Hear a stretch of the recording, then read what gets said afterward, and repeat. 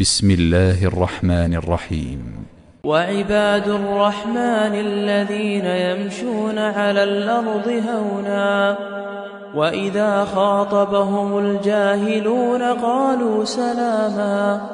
والذين يبيتون لربهم سجدا وقياما والذين يقولون ربنا اصرف عنا عذاب جهنم إن عذابها كان غراما إنها ساءت مستقرا ومقاما والذين إذا أنفقوا لم يسرفوا ولم يقتروا وكان بين ذلك قواما والذين لا يدعون مع الله إلها آخر ولا يقتلون النفس التي حرم الله إلا بالحق ولا يزنون ومن يفعل ذلك يلقى ثاما يضاعف له العذاب يوم القيامة ويخلد فيه مهانا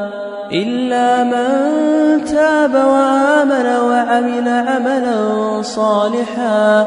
فأولئك يبدل الله سيئاتهم حسنات وكان الله غفورا رحيما ومن تاب وعمل صالحا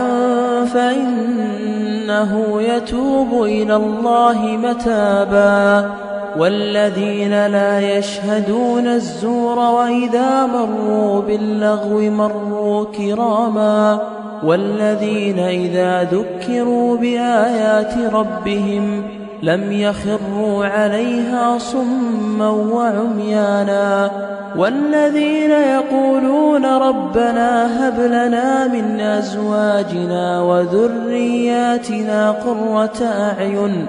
واجعلنا للمتقين إماما أولئك يجزون الغرفة بما صبروا ويلقون فيها تحية وسلاما خالدين فيها حسنت مستقرا ومقاما قل ما يعبأ بكم ربي لولا دعاؤكم فقد كذبتم فسوف يكون لزاما.